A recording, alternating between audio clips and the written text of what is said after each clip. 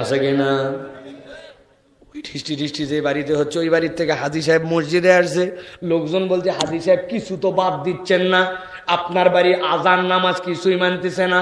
বলতেছে বাবা চুপ করে থাক, তোর বাড়ি তো ছেলে মেয়ে আছে, বিয়ে শাদী তোরও দেওয়া লাগবে, একটা দিন একটু সহ্য কর, চ্যাংরা ফ্যাংরা মানুষ একটু আনন্দ করে। কথা বলেন ঠিক কিনা?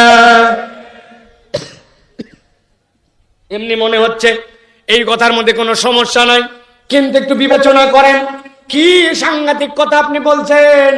আল্লাহর দেওয়া যে বিধান, যেগুলো ফাইসালা, ওইটাতে আপনি হ্যাপি না।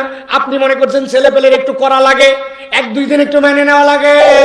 আল্লাহর নবী যেটা হারাম করলেন, আপনি হাজী সাহেব, নামাজি সাহেব, মুসলমান সাহেব, আপনি ওইটাকেও মনে করতেছেন এন্টারটেইনমেন্ট। তাহলে মুখে বলতেছেন আল্লাহর বিধানে সন্দেহ করেন না, কিন্তু আপনার আচরণে প্রমাণ হয়েছে আল্লাহর বিধানে আপনি পরিপূর্ণ হ্যাপি না, ঠিক কিনা?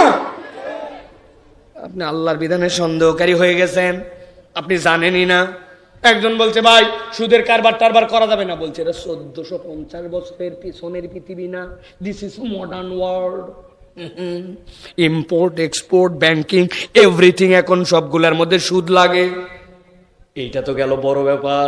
এখন গ্রামের মধ্যেও কতগুলা ব্যাপারী হয়েছে, উনারা এখন দাদনখোর আছে ভাই। এত বড় দাড়ি, মাথার মধ্যে টুপি, আসরের নামাজ পড়ছে, মসজিদ থেকে বেরিয়েছে, বের হয়ে একটা পান মুখে দিয়ে খিলাল করতেছে। এক লোক গেছে যায় বলছে তার বিপদ, বাবাজি 1000 টাকা দেন। যে হাতের টাকা নেই, সর। বলছে মুরব্বী সন্তানটা অসুস্থ, বড় বিপদে পড়ছে, 1000 টাকা দেন। বলছে বললাম না হাতে টাকা নাই। বলছে বাবা আপনি ভুল বুঝছেন, মনে করছেন আপনি এমনি টাকা নিব, আজকে মঙ্গলবার 1000 টাকা দেন, আগামী শুক্রবার আল্লাহ মাসালে 1250। বলছে ব্যাক কলকাতাকার, মানুষের হাতের টাকা থাকে নাকি বাড়ির চল।